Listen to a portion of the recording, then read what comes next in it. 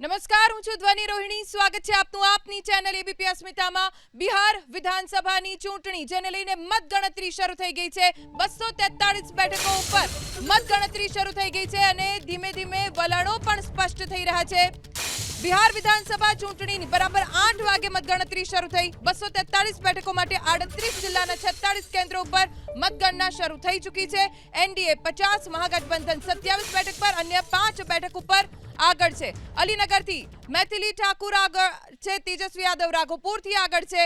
બિહાર વિધાનસભાની ચૂંટણીને લઈને સૌથી પહેલા પોસ્ટલ બેલેટથી મતગણતરી શરૂ થઈ ગઈ છે. જનસુરાજ 3 બેઠક પર તેના ઉમેદવાર આગળ છે. અલીનગરથી મૈથિલી ઠાકુર યાદવ આગળ ચાલી રહ્યા છે. છપરાથી ખેસારી લાલ યાદવ આગળ ચાલી રહ્યા છે. સમ્રાટ ચૌધરી તારાપુર બેઠક ઉપરથી આગળ છે. તેજસ્વી યાદવ રાઘોપુરથી આગળ છે. ધીમે ધીમે રુઝાન સ્પષ્ટ થઈ રહ્યા છે. એનડીએ 53, મહાગઠબંધન 30 બેઠક પર, અન્ય 5 બેઠક ઉપર આગળ ચાલી રહ્યા છે. મહુવા બેઠક ઉપરથી તેજ પ્રતાપ યાદવ પાછળ છે. જો કે શરૂઆતી વલણોમાં તેજ પ્રતાપે લીડ લીધી હતી, અત્યારે તેઓ પાછળ ચાલી રહ્યા છે. ધીમે ધીમે રુઝાનો આવી રહ્યા છે. એબીપી અસ્મિતા ઉપર આપ સૌથી ઝડપી અને સ્પષ્ટ રુઝાન જાણી શકશો. પરિણામ આપના સુધી સૌથી ઝડપી અમે પહોંચાડીશું. એનડીએ 53, મહાગઠબંધન 30 બેઠક પર, અન્ય 5 બેઠક ઉપર આગળ છે. પણ મહત્વની બેઠક જેમાં મહુવા બેઠક, જ્યાં તેજ પ્રતાપ યાદવ પાછળ ચાલી રહ્યા છે. નીતિશ કુમાર એટલે કે એનડીએ 57 બેઠક ઉપર, મહાગઠબંધન 30 બેઠક ઉપર, અન્ય 6 બેઠક ઉપર આગળ ચાલી રહ્યા છે. એબીપી અસ્મિતાની સ્ક્રીન ઉપર બિહાર વિધાનસભાની 243 બેઠકોના રુઝાન સ્ક્રીનની સૌથી ઉપર આપ જોઈ રહ્યા છો. નીતિશ કુમારનો ચહેરો છે જે એનડીએના આંકડા દર્શાવી રહ્યું છે. એનડીએ 57 બેઠક ઉપર આગળ છે. મહાગઠબંધનના આંકડા સાથે તેજસ્વી યાદવનો ચહેરો છે જે મહાગઠબંધન 30 બેઠક ઉપર આગળ છે, તો અન્ય 6 બેઠક ઉપર આગળ છે. એનડીએ જેમાં ભાજપની 28 ઉમેદવારો જે આગળ ચાલી રહ્યા છે, જેડીયુના 24 ઉમેદવારો, એલજેપીઆરના 3, હમના 1 અને આરએલએમના 1 ઉમેદવાર આગળ છે.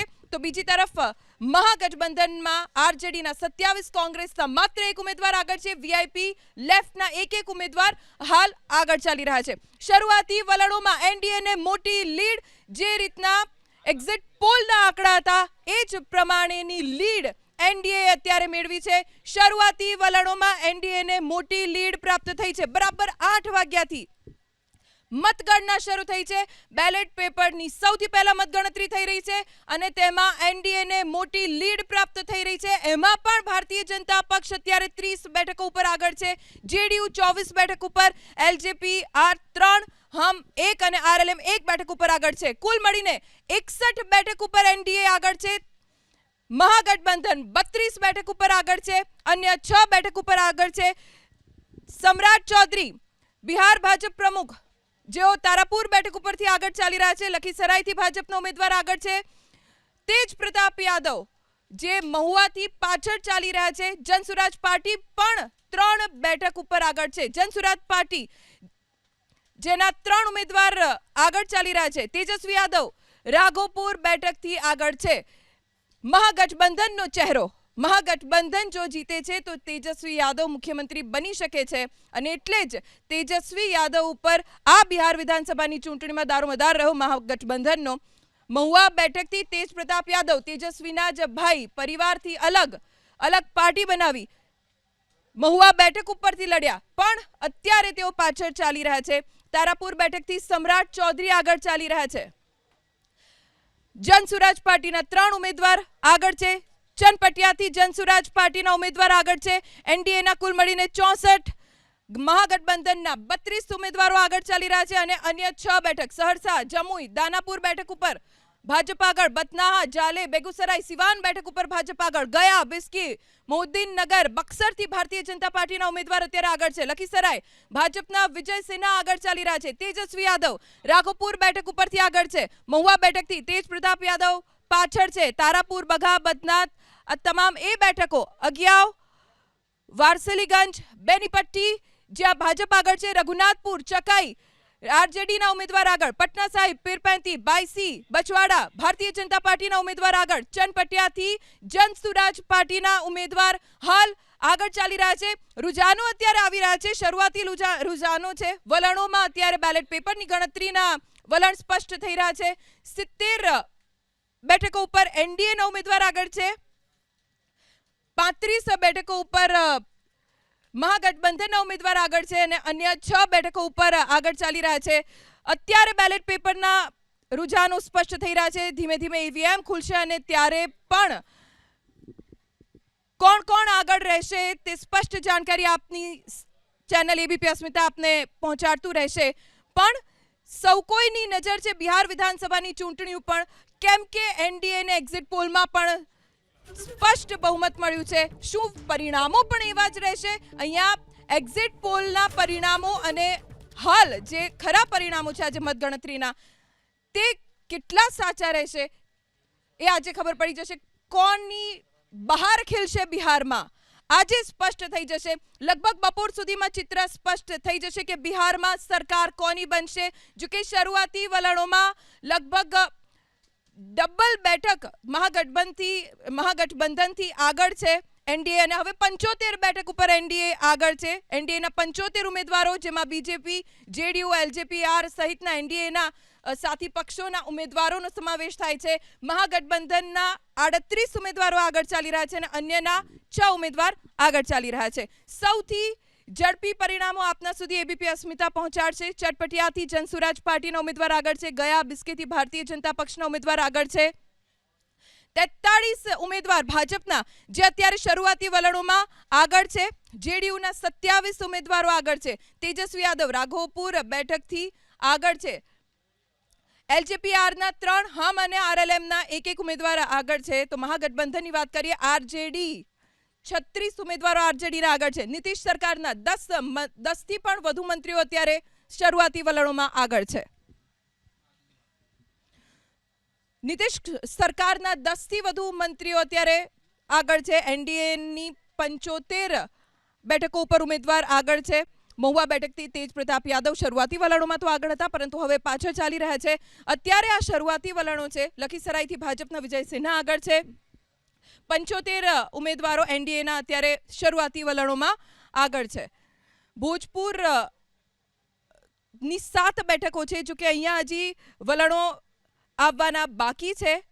લખીસરાયથી ભાજપના વિજય સિન્હા, પટના સાહિબથી પણ ભારતીય જનતા પક્ષના ઉમેદવાર આગળ છે. તેજસ્વી યાદવ રાઘોપુરથી આગળ છે અને સતત તેમણે લીડ મેળવી રાખી છે. તારાપુર, બઘા, બદનાથ, અગિયાવ, બારસીલીગંજ, બેનીપટ્ટી જ્યાં ભાજપનો ઉમેદવાર આગળ છે. રઘુનાથપુર, ચકાઈ, સિમરી, બખ્તિયારપુર, પટના સાહિબ, પીરપૈંતી, વાયસી, બછવાડા જ્યાં ભાજપના ઉમેદવાર આગળ ચાલી રહ્યા છે. લાલગંજથી શિવાની શુક્લા આગળ. અસ્તાવા, જમાલપુર, મધેપુરા, નિર્મલી, મોકામા જેડીયુના ઉમેદવાર આગળ. સુપોલથી પણ જેડીયુના ઉમેદવાર આગળ ચાલી રહ્યા છે. 76 બેઠકો ઉપર એનડીએના ઉમેદવારોએ લીડ મેળવી છે. 45 બેઠકો ઉપર મહાગઠબંધનના ઉમેદવારોએ લીડ મેળવી છે. અન્ય 5 પક્ષોના ઉમેદવારો કે જેમણે લીડ મેળવી છે. નીતિશ સરકારના 10થી વધુ મંત્રીઓ આગળ છે. લખીસરાયથી વિજય સિન્હા ભારતીય જનતા પાર્ટીના ઉમેદવાર જેઓ આગળ ચાલી રહ્યા છે. બિહાર વિધાનસભાની ચૂંટણીમાં શું રહેશે ચિત્ર? કોણ જીતશે બિહાર વિધાનસભાની ચૂંટણી? એક્ઝિટ પોલના આંકડા સ્પષ્ટ રીતે 10માંથી 9 એક્ઝિટ પોલ એવા હતા કે જેઓ કહી રહ્યા હતા કે બિહારમાં બનશે એનડીએની સરકાર. જો કે આજે ચિત્ર સ્પષ્ટ થઈ જશે કે બિહારમાં કોણ બનશે મુખ્યમંત્રી, કયા ગઠબંધનના મુખ્યમંત્રી બનશે. અને આજ બિહાર વિધાનસભાની ચૂંટણીને લઈને આજે આપણે ચર્ચાની શરૂઆત કરીશું. ભાજપ કોંગ્રેસના પ્રતિનિધિઓ મારી સાથે અત્યારે ન્યૂઝરૂમમાં હાજર છે. રાજકીય વિશ્લેષકો મારી સાથે ન્યૂઝરૂમમાં હાજર છે. રાજકીય વિશ્લેષકો પાસેથી જ જાણીશું કે અત્યારે શરૂઆતી વલણને કેવી રીતે જોઈ રહ્યા છે તેઓ. બિપિનભાઈ. અચ્છા, આમાં મારા મતે તો છે ને એક્ઝિટ પોલના જેટલા પણ ઓપરેટર્સ છે એ લોકોએ પોતાને બહુ જ કંજુસાઈથી એનડીએને સીટો આપેલી હોય એવું લાગી રહ્યું છે મને. કારણ એટલા માટે છે કે જે કોંગ્રેસ અથવા મહાગઠબંધનને જે સામા પવને તરવાનું હતું આ વખતે, અને એ અત્યંત મુશ્કેલ છે. એમાં કોઈ પાર્ટીની લાયકાતની કે ગેરલાયકાતની વાત નથી એમાં, પણ એમની સામે જે ફેક્ટર્સ હતા ને એ 4 થી 5 ફેક્ટર્સ હતા, અને એને ખાળીને એમને જો ગાદી પર આવવું હોય તો એ જો ભારતીય જનતા પાર્ટી પણ આ જ પોઝિશનમાં હોત તો એમના માટે પણ અશક્ય હતું. એટલે મને એવું લાગે છે કે 165-170 જો એનડીએ પહોંચી જાય તો કોઈને આશ્ચર્ય ના થવું જોઈએ. સર, શરૂઆતી વલણો વિશે શું વિશ્લેષણ આપનું? આ શરૂઆતના જે રુઝાન છે એ આપણે પ્રાઇમરી કહેવાય, એટલે એના જે છે બેલેટ પેપર પરથી આપણે એને બહુ આંકી ના શકીએ. એટલે મુખ્યત્વે જેમ જેમ સમય સાથે જે બદલાવ આવે એ જોવાનું રહે. અને બીજો નંબર કે આ વખતે જે વોટર્સ છે એમાં જે છે 18 થી 30 વર્ષના જે વોટર્સ છે એ અને મહિલાઓનો રોલ જે છે બહુ મુખ્યત્વે રહેશે. જેમ કે પ્રશાંત કિશોર જે છે એ કેટલા વોટો એટલે કેટલા પર્સન્ટેજ વોટો લઈ જાય છે ને એ કેટલી પ્રભાવી કેટલી સીટો પર થાય છે એ બહુ મુખ્યત્વે જોવાનું રહેશે. કારણ કે ભલે અત્યારે જોઈએ તો આપણે 80-46 છે, પરંતુ એ આપણે જ્યારે જેમ જેમ સમય જશે એ પ્રમાણે એનું કારણ માર્જિનવાળી સીટો જોઈએ કે 2000થી માર્જિનવાળી સીટો ઓછી જોઈએ તો એ 50થી ઉપર છે. એટલે એ સીટો ઉપર પ્રશાંત કિશોરે જે છે કે 238 ઉમેદવારો એમને જે છે ઊભા રાખ્યા હતા, અને એની ઇમ્પેક્ટ કેવી જોવા મળે એ જોવાનું રહેશે. ઓકે, નાગજીભાઈ, શરૂઆતી વલણો જોઈને ચલો અત્યારે તો માત્ર 2 બેઠકો ઉપર કોંગ્રેસના ઉમેદવારો આગળ છે, પણ મહાગઠબંધનના તો 50 ઉમેદવારો આગળ છે. આપનું શું આમાં મંતવ્ય? અત્યારે થોડું વહેલું પડે, કદાચ 50ની જગ્યાએ અમારા 100 પણ હોત તો પણ મારા શબ્દ આ જ હોત, ભાજપની જેમ મારે જીતી ગયા. અમે તો પ્રજાને જશ આપવાવાળી પાર્ટી છીએ. પરંતુ એક વાત ચોક્કસ હું આપના માધ્યમથી કહીશ કે ભૂતકાળમાં 20 વર્ષથી છેલ્લા તમે જુઓ તો લાલુ પ્રસાદ યાદવનો પરિવાર કોંગ્રેસના સમર્થનમાં રહ્યો છે, કોંગ્રેસના કેન્દ્રમાં સરકાર હતી ત્યારે ટેકામાં રહ્યો છે. પણ દુઃખ એ વાતનું છે કે જે ભારતીય જનતા પાર્ટીએ નીતિશ કુમારને નેતા બનાવીને એ કાર્યકરો બની ગયા ભાજપવાળા. આજે જ્યાં જુઓ ત્યાં મોદી સાહેબ ને શાહ સાહેબની ચૂંટણીઓમાં ભૂતકાળમાં આપણે જોયેલી છે કે સભાઓ થતી, એના માસ્ક પહેરતા, એના રેલીઓ કાઢતા. એ બધું મને એવું લાગે છે કે ભાજપે નેતા બીજી પાર્ટીના બનાવીને ચૂંટણી લડવાની પરિસ્થિતિ આ પ્રજાએ નક્કી કરી. કોંગ્રેસે બી તો એ જ કર્યું છે, તેજસ્વી યાદવને નેતા બનાવ્યા છે. પહેલા જ તમને કહ્યું કે 15-20 વર્ષથી લાલુ પ્રસાદ યાદવનો પરિવાર કોંગ્રેસ સાથે છે, કેન્દ્રમાં પણ હતા. હું પહેલા એટલે જ કીધું કે તમે મને પૂછશો. ના, એ તો ત્યારે થયું ને જ્યારે જેડીયુ ને આરજેડી અલગ થયા. જ્યારે હું એમ કહું છું કે હું તો બંને પરિવારમાંથી ગમે એટલા પક્ષ રચાય, પણ આ પરિવાર કોંગ્રેસનો શુભેચ્છક રહેલો છે એટલા આચાર્યની વાત નથી. પણ ભારતીય જનતા પાર્ટી જે નીતિશ કુમારને ગાળો ભાંડતી, નીતિશ કુમાર ભારતીય જનતા પાર્ટીને ન કહેવા જેવી ગાળો ભાંડતા, આજે એમને નેતા બનાવીને મોદી સાહેબ ને શાહ સાહેબ બીજી હરોળમાં, ફર્સ્ટ હરોળમાં નીતિશ કુમારને મૂકવાનો વારો લાવી એ પ્રજા લોકોને ધરતી પર ધીમે ધીમે લાવી રહી છે. આગામી દિવસોમાં કોંગ્રેસ પાર્ટી જ આ દેશનું ભવિષ્ય બનવાની છે, એમાં કોઈ શંકાને સ્થાન નથી. શ્રદ્ધાબેન, 10માંથી લગભગ 9 એક્ઝિટ પોલ એવા હતા કે જે એમ કહી રહ્યા હતા કે એનડીએની સરકાર બિહારમાં બનશે. શું એવું જ પરિણામ પણ આવવાની તમને આશા છે? ધ્વનિબેન, આ જનતા જનાર્દનનો આશીર્વાદ છે, અને જનતા જનાર્દનનો આશીર્વાદ હંમેશા એનડીએની સાથે રહ્યો છે. લાલુ અને એમની ફેમિલીના જંગલ રાજમાંથી બહુ વર્ષો પહેલાં બિહારને નીતિશ બાબુ, સુશાસન બાબુના નામે પ્રખ્યાત છે. સુશાસન બાબુ અને એનડીએનું જે ગઠબંધન છે, અને નીતિશ કુમારે જે એકદમ સુરક્ષામય વાતાવરણ અને વિકાસની જે નીતિ છે, એનડીએની નીતિ, એણે જે બિહારનો જે વિકાસ કર્યો છે, જનતા જનાર્દન પર એને જે મોહર છે એમાં મારી છે. અને જે લોકો જંગલ રાજના, અત્યારે જેમ નાગજીભાઈએ કહ્યું કે લાલુ યાદવના પરિવાર છે હંમેશા કોંગ્રેસનો શુભેચ્છક છે, તો કોંગ્રેસ હંમેશા જંગલ રાજની સાથે રહી છે. કોંગ્રેસ હંમેશા પરિવારવાદની સાથે રહી છે. કોંગ્રેસ હંમેશા પ્રાંતવાદની સાથે રહી છે.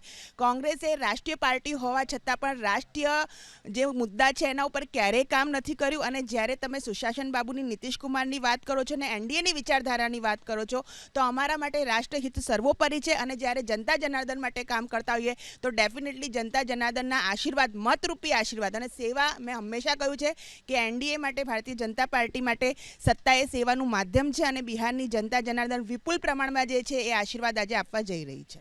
પ્રગતિબેન, આરજેડીની સાથે કોંગ્રેસે તરી જશે? ચોક્કસથી ધ્વનિબેન, અને રાધોપુર બેઠકથી આપ જોજો કે તેજસ્વી યાદવ છે રેકોર્ડ બ્રેક મતોથી જીતશે. આ બહુ શરૂઆતી વલણો છે. આના ઉપર આપણે આંકલન ના કરી લેવું જોઈએ અને ચોક્કસથી હું એવું માનું છું કે આ વખતે 72 લાખ વોટ વધારે પડ્યા છે બિહારમાં. એટલે 243 સીટો ઉપર આપણે ગણતરી કરીએ તો 29,500 દરેક સીટ ઉપર વધારે વોટ પડ્યા છે. અને જ્યારે પણ બિહારમાં વધારે વોટિંગ થયું છે ત્યારે એન્ટી ઇન્કમન્સીને લઈને થયું છે, એમના હક અધિકાર માટે થઈને થયું છે. અને જ્યારે આ નામોને કમી કર્યા હતા ત્યારે વોટ ચોરીને લઈને SIRને લઈએ અને કોંગ્રેસ અને તેજસ્વી યાદવની આખી ટીમ સાથે ત્યાં જે બિહારમાં યાત્રાઓ થઈ હતી એમાં ચોક્કસથી એવું માની શકાય છે કે વોટને ફરીથી એડ કરાવ્યા છે કોંગ્રેસ અને RJDના કારણે થયા છે. તો ચોક્કસથી લોકો એમાં સાથ સહકાર આપશે. અને આ તો હજી શરૂઆતી વલણો છે. ધીમે ધીમે આપણે આગળ જોશું કે અમારું જે ગઠબંધન છે મહાગઠબંધન એ ધીમે ધીમે આગળ વધશે. છે એન્ટી ઇન્કમ્બન્સી બિહારમાં? બેન, હું આપને કહીશ કે નીતિશજી 10મી વાર એટલે સમગ્ર ભારતમાં મુખ્યમંત્રી એવા મળશે આપણને કે 10મી વાર ઇતિહાસ સરસ છે કે શપથ લેશે. અને કોંગ્રેસે જે રીતે ત્યાં કટ્ટા કરપ્શન અને કુશાસનને જે મહત્ત્વ આપ્યું હતું કે અને એવી જ પાર્ટીને મહત્ત્વ આપ્યું કે જે કરપ્શનમાં છે, જે વર્ડિક્ટ થયેલો છે, ઘાસચારો 1000 કરોડનો હોય કે ઘણા બધા એવા છે. અને નરેન્દ્રભાઈ અને નીતિશજીની ડબલ એન્જિનની સરકારે ત્યાં જે રીતે મહિલાઓના ઉત્થાન માટે ત્યાંના ઇન્ફ્રાસ્ટ્રક્ચર, ત્યાંના આરોગ્ય, શિક્ષણ એ માટે બિહારની જનતાએ આવકાર્યા છે. અને ગઈ વખતે 2020માં 125 સીટો આવી હતી એનડીએ ગઠબંધન. હું આ વખતે માનીશ કે પૂર્ણ બહુમત. કદાચ આ વખતે કોંગ્રેસ તો પિક્ચરમાં છે જ નહીં, કારણ કે રાહુલજીએ પહેલાંથી જ ત્યાં ડૂબકી મારવાનું ચાલુ કરી દીધું હતું, એમના પાપ ધોવાનું ચાલુ કર્યું હતું. એટલે હું કહીશ કે હવે બચ્યું કૂચ્યું કોંગ્રેસની ઇજ્જત રહે તો સારી વસ્તુ છે, રહેવી જ જોઈએ. વિપક્ષ મજબૂત હોવું જોઈએ, પણ ત્યાં જીતવું નથી, મેદાનમાં આવવું નથી. અને તમે જુઓ કે નીતિશ જે પોતે પરિવાર એક કરપ્શન પાર્ટી હોય, ગાંધી પરિવાર કે જે પોતે જામીન ઉપર હોય, તો આ બધું બિહારની જનતા, સમગ્ર ભારતની જનતા જોઈ રહી છે કે નરેન્દ્રભાઈ, નીતિશભાઈ આવવાથી બિહારની જનતાનું જો સારું થતું હોય, એક વિકાસની રાજનીતિ થતી હોય તો લોકો આવકારે છે. અને એટલા જ માટે તમે જુઓ કે ત્યાંના SIRમાં લોકોએ આવકાર્યા હતા. જે પ્રોપર જે મત થવા જોઈએ એ પડ્યા છે. અને જેન્યુઅન રીતે કે ત્યાંનો જેનો અધિકાર હતો કે જે લોકો ઘૂસપેટિયાઓ હતા અને એ લોકો યોજનાઓનો લાભ લેતા હતા અને મતાધિકાર નહોતો ઉપયોગ કરતા, આ વખતે સાચું રિઝલ્ટ આવશે. નીતિશજી 10મી વાર ઇતિહાસ સરસ છે. ઓકે, 1951 પછી કદાચ પહેલી વખત આટલું મતદાન થયું છે. લગભગ 67.13% જેટલું મતદાન થયું છે. આ આંકડો શું દર્શાવે છે? 67.13% મતદાન 1951 પછીનું પહેલું સૌથી વધારે મતદાન બિહારમાં. થોડી 2-3 મિનિટ વધારે લઈશું આ સમજાવવા માટે, કારણ કે આ એક અક્રોસ ઇન્ડિયા ગેરસમજ ચાલી રહી છે કે વોટિંગ જે છે ને એ વધ્યું છે. હવે એ હું તમને સામાન્ય રીતે એક ઉદાહરણથી સમજાવું છું. માની લો કે તમે અને હું અમદાવાદમાં ધારો કે છેલ્લા 10 વર્ષની અંદર 3 ઘર બદલી ચૂક્યા છીએ આપણે, અને આપણે દર વખતે વોટિંગ કર્યું છે. તો આપણી પાસે એ એક જગ્યાએથી વોટિંગ કર્યું હોય અને બાકીની 2 કે 3 જગ્યાના વોટના કાર્ડ જે છે એ આપણા ખાલી રહ્યા હોય. ઉદાહરણ તરીકે 3માંથી તમારા 3 ને મારા 3 એમ ધારો કે 6 વોટ હતા, અને એમાંથી આપણે અત્યાર સુધી 2 જણા વોટિંગ કર્યું છે, તો 6માંથી 2 વોટ થયા હતા, બરાબર છે? એટલે 33% વોટિંગ થયું કહેવાય. પણ હવે એ તમારા 2 એક્સ્ટ્રા અને 2 એક્સ્ટ્રા મારા, ધારો કે એ જો રિમૂવ કરવામાં આવે છે અને છતાંય આ વખતે તમે અને હું વોટ કરીએ છીએ તો એ વોટ 100% ગણાશે, જે 33%ના હતા એ. હવે એકચ્યુઅલમાં તો માણસોએ જેટલા લોકોએ વોટિંગ કર્યું છે એક્ઝેક્ટલી ગઈ વખત જેટલું જ કર્યું છે. સર, આપને અટકાવવા માંગીશ. એનડીએ વલણોમાં સદી વટાવી છે. 100 બેઠક ઉપર એનડીએના ઉમેદવાર આગળ છે. બિહારમાં મહાગઠબંધનના ઉમેદવાર 55 બેઠક ઉપર આગળ છે. એનડીએ સદી વટાવી દીધી છે. 100 બેઠકો ઉપર એનડીએ એટલે કે ભાજપ, JDU, LJP, હમ, RLM સહિતના પક્ષો જે ભાજપ અને JDU એટલે કે નીતિશ કુમારની સાથે છે, 100 ઉમેદવાર એનડીએના આગળ છે, જેમાં ભારતીય જનતા પાર્ટીના 54 ઉમેદવાર, JDUના 45 ઉમેદવાર, હમના 1 ઉમેદવારનો સમાવેશ થાય છે. શરૂઆતી વલણોમાં એનડીએ મોટી લીડ લઈ લીધી છે. એનડીએ લગભગ ડબલ આંકડા સુધીની લીડ લઈ લીધી છે મહાગઠબંધનથી. મહાગઠબંધન 55 ઉમેદવાર તેના આગળ છે, જેમાં RJDના 44 ઉમેદવારોએ લીડ લીધી છે. કોંગ્રેસના 5 ઉમેદવારો આગળ છે, લેફ્ટના 1 ઉમેદવાર આગળ છે, આરજેડી 49 ઉમેદવાર આગળ છે. શરૂઆતી વલણોમાં એનડીએને ખૂબ મોટી લીડ મળી છે. જો કે હજી ઈવીએમ ખુલવાના બાકી છે, હજી પણ વલણ આવશે, પણ લગભગ બપોર સુધીમાં ચિત્ર લગભગ સ્પષ્ટ થઈ જશે કે બિહારમાં કયા પક્ષની બહાર ખીલશે, કયા પક્ષના મુખ્યમંત્રી બનશે, કયું ગઠબંધન બિહારમાં સત્તા ઉપર આવશે. સૌથી ઝડપી પરિણામ એબીપી અસ્મિતા આપને પહોંચાડતું રહેશે. પણ આ સૌથી મોટા સમાચાર કહી શકાય. શરૂઆતી વલણમાં એનડીએ સૌથી મોટી લીડ લીધી છે. 103 ઉમેદવાર એનડીએના આગળ છે. જી સર. એટલે વાત ત્યાં હું કહેતો હતો કે એટલા માટે તમે એક વસ્તુ જુઓ કે એસઆઈઆર આવ્યા પછીથી લગભગ 70 લાખ વોટ છે ને રિમૂવ થયા છે, જે ગઈ વખતે હતા. હવે આ 70 લાખ વોટ કયા હતા? તો આ 70 લાખ કોઈ બાંગ્લાદેશીઓ અને નેપાળના હતા એવું માનવાને કારણ નથી. જે એક વ્યક્તિના 2-2, 3-3, 4-4 વોટ જગ્યા ચાલતા હોય અને એ વોટ જે છે એ રિમૂવ થયા છે. એટલે મેં આગળ જે ગણિત સમજાવ્યું કે ખરેખર વોટિંગની પર્સન્ટેજ જે છે ને એ હાર્ડલી 1 કે 2% વધેલી છે. પણ કારણ કે જે જૂના વોટર લિસ્ટ હતું એમાંથી 70 લાખ વોટ જતા રહ્યા હોય, જો એ ગેરલાયક ઠર્યા હોય, તો જે ટોટલ વોટની સંખ્યા જે છે એ 7-7.5 કરોડની અંદરથી 10% તો આમ જ ઘટી જાય છે. એટલે એનું પરિણામિક જે રિઝલ્ટ જે છે ને એ તમને વધારે જ આવવાનું, કે જેમ મેં આગળના ઉદાહરણમાં સમજાવ્યું કે તમે અને હું પહેલાંય વોટ કર્યા હતા અને આ વખતે પણ વોટ કર્યા, પણ 3-3 જગ્યાએ આપણા નામ ચાલતા હતા, એ દૂર કરી દેવામાં આવે તો બંને જણાએ પહેલાં જેટલું જ વોટિંગ કર્યું છતાં એ સીધા 25-30% ફરક પડશે. તો અહીંયા આ 10% જે વોટ જે કપાઈ ગયા છે, જે એના કારણે રિઝલ્ટન્ટ રિઝલ્ટ જે છે ને મને એ 6-7% જેટલું જે ખરેખર થયું છે એના કરતાં વધારે દેખાડવામાં આવી રહ્યું છે. આ એક એનાલિટિકલ એરર છે અક્રોસ ધ ઇન્ડિયા દરેકની. જો જનસુરાજ પાર્ટીના પણ 5 ઉમેદવાર આગળ છે, કોંગ્રેસના પણ 5 ઉમેદવાર આગળ છે. આ પ્રશાંત કિશોર કોને નડી શકે છે?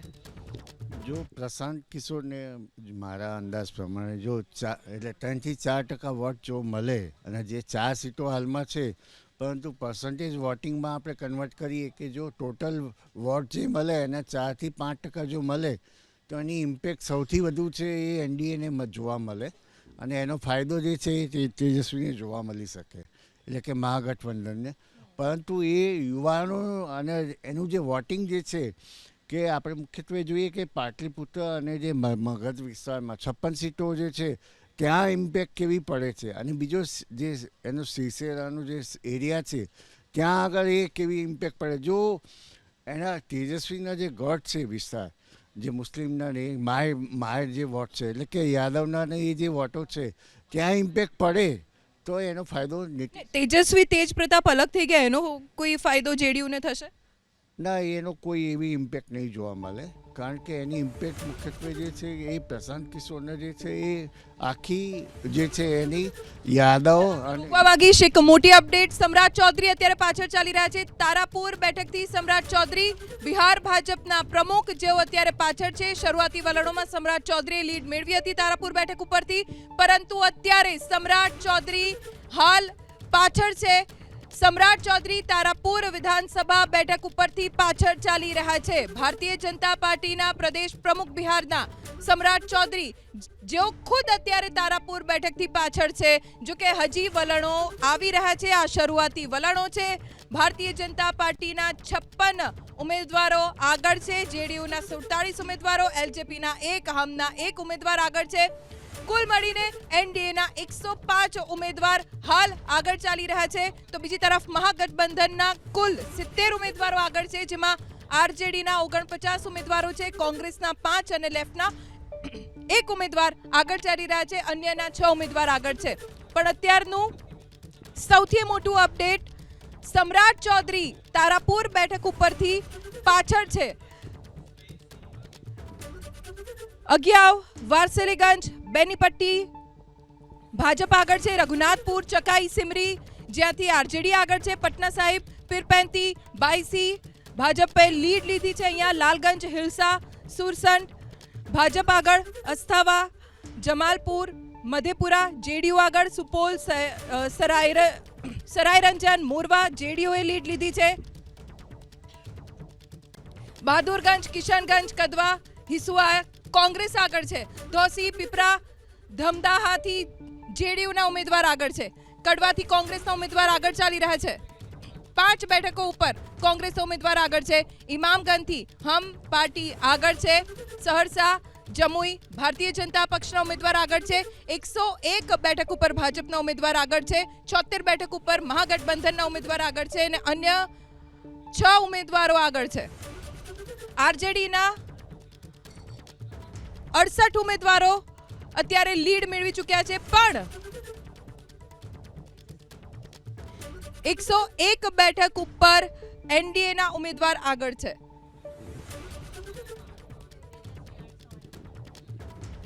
અને મહાગઠબંધનના 80 ઉમેદવાર આગળ છે. અત્યારે જે શરૂઆતી વલણ છે એમાં તફાવત ઘટ્યો હોય તેવું સ્પષ્ટ લાગી રહ્યું છે.